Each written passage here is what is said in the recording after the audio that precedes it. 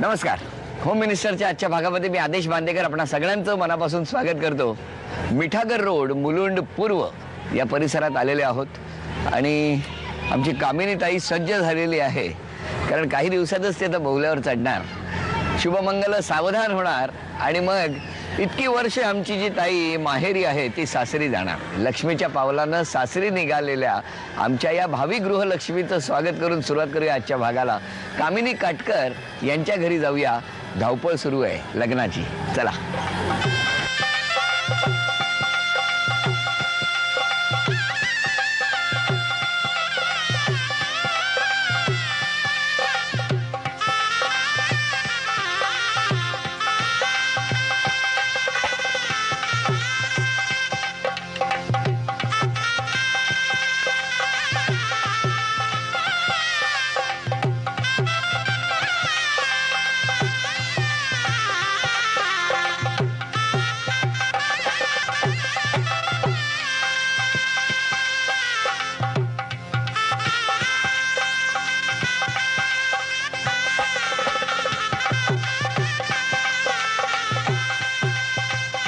नमस्कार. नमस्ते.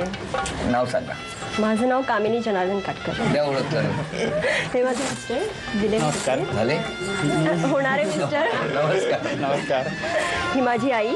नमस्कार. हे माझे सासरे. नमस्कार. हे माझे सासू. नमस्कार. माझी ननंद आणि हे बाकी सगळे परिवार आमचं. परिवार. नमस्कार. नमस्कार. हा छान. सगळ्यांच्या चेहऱ्यावरती ना असं ती शॉपिंग, खरेदी, लग्नाची तयारी सगळी दिसायला लागली आहे. पण छान हसताय तुम्ही, असेच कायम हसत राहा. आणि तुम्हाला खात्रीने सांगतो आमची ताई तुम्हाला कायम हसरच ठेव. बस तेवढंच पाहिजे आपल्याला. तिला जरा फक्त हाय करायचं. काय नाव तिचं? निलिमा ताई. आनंदी राहा. Very good. चला सुरुवात करूया गप्पांना. नमस्कार. नमस्ते. काय छान एकदम फ्रेश आहे आमची ताई आज. हा कुठे बघितलं? बघणं वगैरे माझ्या घरीच आले होते ते आले होते का? पण किती दिवस झाले लग्न ठरून? आता 6 महिने होत आले. 6 महिने हसणं तसंच आहे त्यांचं. मुलगा काय करतो? ते क्लबमध्ये रिसेप्शनिस्ट आहे. बरं. आणि तुम्ही काय करता? मी लायब्ररीयन आहे. मग बालपणापासून तुम्ही घरात कोण कोण? बालपणापासून आम्ही घरात माझा भाऊ मोठा, मी, माझी ताई आणि लहान भाऊ आणि आई आणि बाबा माझे होते. म्हणजे माझे बाबा 1998ला वारले. तेव्हा तुम्ही किती वर्षाच्या होता? मी तेव्हा 8वीत असेल. मग काय कशामुळे म्हणजे आजारी होते ते. बरं बरं. मग आईवरती खूप टेन्शन आलं असेल एकदम? हो, आईवरतीच टेन्शन होतं.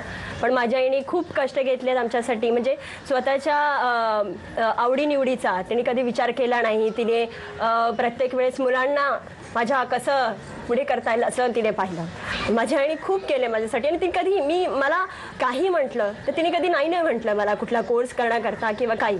कधी पैसे आहेत नाही आहेत तिने कधी विचार केला नाही. तिने स्वतः काम करून तिने मला शिक्षण दिलं आणि मी आता जे काही आहे ते माझ्या आईमुळे. मग आई काय करायची? नोकरी करायची? माझी आई घरकाम करायची. म्हणजे घरकाम करून मला शिक्षण दिलं ते. खूप खडतर असं आईने प्रयत्न केले, खूप मेहनत केली. हो ना. काही कमी पडू दिलं नाही? काहीच नाही. म्हणजे मला वाटत नाही की असे आई वडील एकत्र असले तरीही म्हणजे त्या लोकांना कुठल्या गोष्टीची कमी पडली असेल. पण मला असं कधी वाटलं नाही की माझे वडील नाही आहेत. कधी नाही वाटलं. माझ्याने एवढा चांगल्या पद्धतीने आम्हाला मोठं केलं. तिने खरंच खूप कष्ट घेतलेत आणि मी जोपर्यंत जिवंत आहे तोपर्यंत माझ्या आईला मी काय करू शकेल तर माझ्यासाठी खरंच कमी आहे की मी काय करू शकेल माझ्या आईसाठी. देवाच्या कृपेने मला माझ्या आईसाठी काहीतरी करता यावं अशी माझी इच्छा. काहीतरी.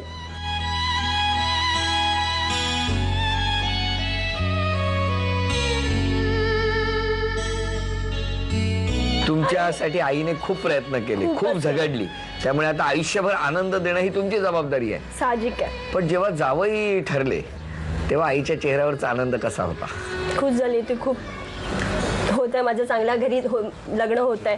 घरातले सगळेच माणसं माझी खूप चांगली आहेत. सासरची हो सगळे चांगले सगळेच चांगले आहेत. पण ती नणन बिणन म्हणे अशी असं काही नाहीये. उलट त्या मला प्रत्येक गोष्टी इकडे हे म्हणजे काय केलं पाहिजे तुम्ही इकडे, काय आहे, कोणाला काय आवडतं काय नाही, हे सगळं आता मला सांगत असतात. हो नणंदबाई इतक्या चांगल्या आहेत. हो. आणि माझ्या सासऱ्यांकडून तर मला असं वाटत म्हणजे असं मला वाटायला लागलं की माझे बाबा आता जो हे गेलाय म्हणजे टेन्यूर गेलाय, माझ्या वडिलांचं प्रेम जे गेलंय ते मला त्यांच्याकडून मिळेल. मला असं वाटायला लागलं कुठले काही खरेदी करायची असेल ना, मला नाही कळत, बाबा मला तुम्ही याल का, तर हा मी येईल असं बोलणं येतात ते माझ्याबरोबर. सासूबाई खूपच चांगल्या, त्या पण माझ्या आईसारख्याच हो आहे, ना? प्रेमळ आहेत अगदी. चला मी म्हणजे यानंतर संपूर्ण परिवाराला सुद्धा भेटणार आहेत, पण तुम्ही उत्सुक असाल ना की ते मगाशी आल्याबरोबर ज्याने असं पुष्पगुच्छ देऊन स्वागत केलं आणि ते हसत होते, तो राजबिंडा राजकुमार दडलाय कुठे तर आहे. त्यांना बोलवूया, बोलवा ना. अहो या ना. अहो या ना, या नमस्कार. बसा. नमस्कार. हो इकडे उभे राहा, इकडे या. चला तुम्ही तिकडे, तुम्ही इकडे या. लगेच बसले बाजूला काय रिसेप्शन आपलं आल्यावर की रिसेप्शन आहे काय, बसा इकडे. आले ते इकडे बसले, इकडे नाही ते इकडे बसले. मग काय जेव्हा तुम्ही पहिल्यांदा या मुलीला बघितलं, या म्हणजे बऱ्याच बघितल्या असतील असं नाही माझं म्हणणं, पण तेव्हा काय वाटलं तुम्हाला नेमकं? जसं तुम्ही मायामध्ये हास्य बघितलं तसं मी पण तिच्यामध्ये पहिला हास्यच बघत होतो बघू. मध्ये. अरे खरंच छान आहे स्माईल. बरं किती मुली बघितल्या होत्या? 8. म्हणजे सोमवार, मंगळवार, बुधवार, गुरुवार, शुक्रवार, शनिवार, रविवार, बस 7 तास झाल्या. आणि 8वी असं नाही ना की 9वी? 9वी. मग काय झालं, 8 मुलींमध्ये ते हसू मिळालं नाही का? नाही, जे लगेच प्रत्यक्षपणा पहिल्याच भेटीत जे बघितलं त्याच्यामध्ये म्हणजे त्याला घंटी वाजणे असं म्हणतात. तसं ती वाजली. ती वाजली लगेच. तर तुमचा स्वभाव कसा आहे? ते माझ्यापेक्षा तर ती चांगली ओळखायला लागली असेल 6 महिन्यात. बरं तुम्ही सांगा कसा आहे?